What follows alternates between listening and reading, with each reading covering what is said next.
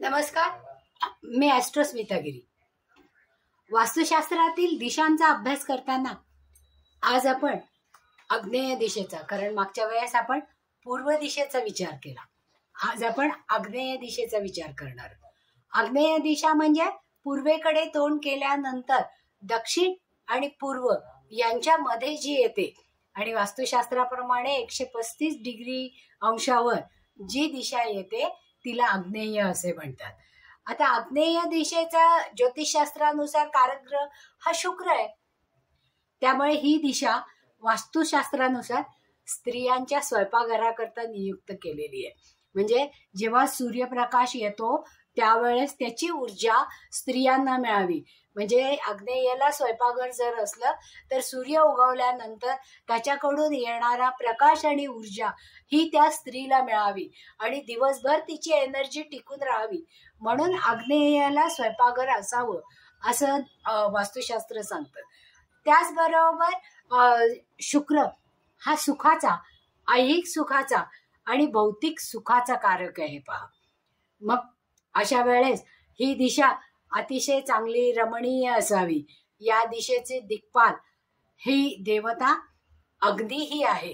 मग या ठिकाणी अग्नीशी संबंधित प्रक्रियेचं जर आपण नियोजन केलं तर त्याचा जास्तीत जास्त उपयोग होतो. पहा, म्हणजे जेव्हा जेव्हा घरामध्ये आग्नेय दिशेला भौतिक सुखाशी रिलेटेड केलेलं असतं किंवा भौतिक सुखाशी हे निगडीत असतं, त्यावेळेस एखादा व्यवसाय किंवा अग्नीशी रिलेटेड म्हणजे भट्टी किंवा बेकरी किंवा हॉटेलचं जे रेस्टॉरंट, हॉटेलचं जे स्वयंपाकघर असतं ते, किंवा फाउंड्री की जिथे उष्णता सतत निर्माण होते, किंवा सुगंधी वस्तूंची दुकानं ही सगळी, किंवा बॅटऱ्या, सौंदर्य प्रसाधनं, शृंगाराच्या वस्तू, कारण शुक्र हा कारकग्रह सांगितलेला आहे. त्याच्यामुळे सौंदर्य प्रसाधनं आणि त्याच्या संबंधी असणाऱ्या सगळ्या गोष्टी जर इथे आपण ठेवल्या, दागिने, वाहनं किंवा ग्रह सजावटीचं जे सामान आहे ते सगळं जर या भागामध्ये ठेवलं तर त्याचा जास्तीत जास्त आपण उपयोग करतो, वापर होतो. म्हणजे भौतिक सुखामध्ये त्याचा जास्तीत जास्त वापर आपल्याला करता येतो.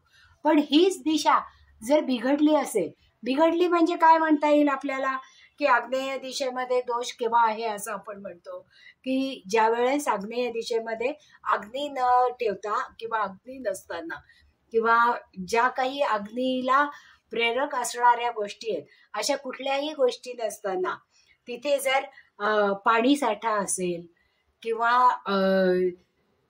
शौचालय असेल किंवा बेडरूम असेल किंवा ड्रेनेज ची लाईन असेल किंवा ड्रेनेजचा खड्डा असेल, तर अशा वेळेस आग्नेयामध्ये दोष आहे असं आपण म्हणू शकतो. मग आपल्या आयुष्यामध्ये विविध अडचणी यायला लागतात.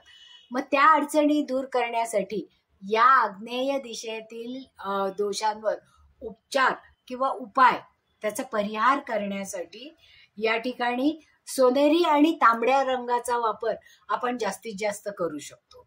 किंवा एखादं तुपाचं निरांजन तिथे लावून धूप आणि निरांजन लावून जर ठेवलं, कारण अग्नी हा कसा आहे, लाल आहे, तो वरती जाणारा आहे म्हणून, आणि अग्नी हे देवतांचं मुख आहे, म्हणजे त्याची उपासना करण्यासाठी आपण जर निरांजन, कारण तुपाचं निरांजन हे समृद्धी आणि शांतता देणारं आहे. पहा, डोळ्यांनाही शांतता देतं, घरालाही शांतता देतं आणि सौख्य वाढवतं.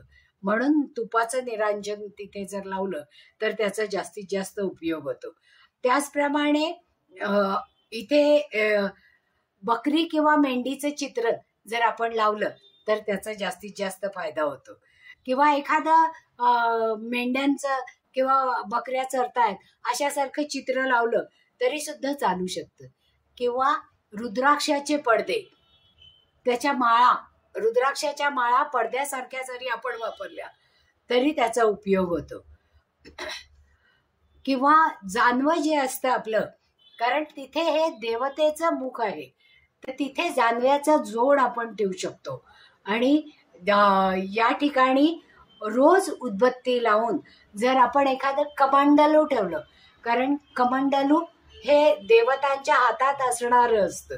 त्याच्यामध्ये रुद्राक्षाची माळा जर ठेवली, आग्नेय दिशेच्या दोषावर उपचार म्हणून आपण एक कमंडलू आणि त्याच्यामध्ये रुद्राक्षाच्या माळा किंवा त्या कमंडलूमध्ये गंगा जल जर आपण भरून ठेवलं तर त्याचा जास्तीत जास्त उपयोग होतो आणि त्या दोषाचा परिहार हा केला जातो.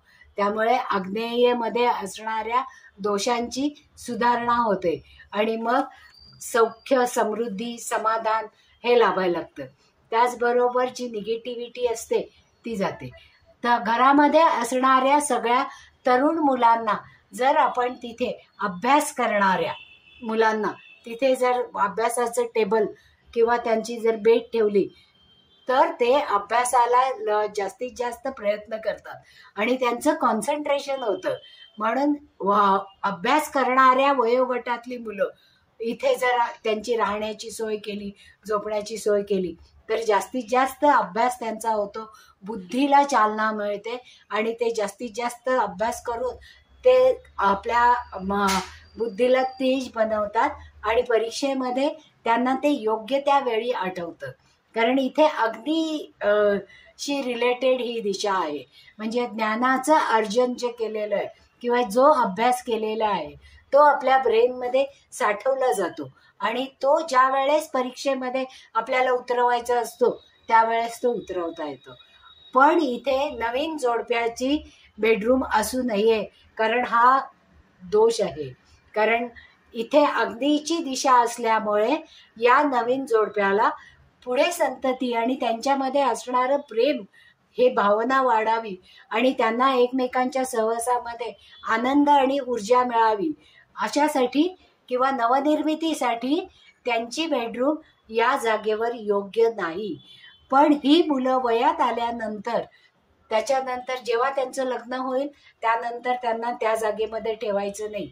कारण जर तिथे बेडरूम या मुलांची असेल तर व्यसनाधीनतेकडे त्यांचं मन वळतं आणि ते व्यसनाधीन होतात. म्हणून आग्नेयातला हा दोष आपल्याला प्रकर्षाने जाणवतो. त्याच्यासाठी इथे सोनेरी रंग, पांढरा आणि सोनेरी रंगाचा वापर जास्तीत जास्त करावा, दिवा लावावा आणि कमंडलूमध्ये इथे गंगेचं पाणी किंवा पवित्र जल भरून ठेवलं तरी सुद्धा तो एक अतिशय चांगला उपाय होतो. त्याचप्रमाणे रुद्राक्ष सगळी निगेटिव्हिटी ॲब्सॉर्ब करून घेतो. म्हणजे जी काही एक्स्ट्रा एनर्जी तिथे काही अक्युम्युलेट झालेली असेल ती सगळी एनर्जी हा रुद्राक्ष शोषून घेतो. म्हणून इथे रुद्राक्षाचे पडदे किंवा रुद्राक्षाच्या माळा पडद्यासारख्या लावल्या तर त्याचा जास्तीत जास्त उपयोग होतो. म्हणजे स्वयंपाकघरा व्यतिरिक्त जर इथे बेडरूम किंवा दुसऱ्या काही गोष्टी असतील तर त्या दोषावर मात करण्यासाठी आपल्याला या सगळ्या परिहाराची गरज असते. तर आग्नेय दिशेमध्ये सुधार झाला की भरभराट होते, पैशाची आवक वाढते आणि भौतिक सुखांची वाढ होते. कारण पैसा आला की आपण सगळं तो ऐहिक आणि भौतिक सुखासाठी वापरतो. त्यामुळे अग्नीचा आपल्याला जास्तीत जास्त पॉझिटिव्ह उपयोग करून घ्यायचा आहे. म्हणून आग्नेयेच्या दिशेतल्या या अग्निदेवतेला प्रसन्न करण्यासाठी आपण हे सगळे उपाय करू शकतो. आवडलं असेल तर लाईक करा, सबस्क्राईबही करा आणि आपल्या मित्रमैत्रिणींपर्यंत ही माहिती पोचवायची असेल तर जरूर शेअर करा. धन्यवाद. पुढच्या वेळेत आपण पुढची दिशा घेऊ.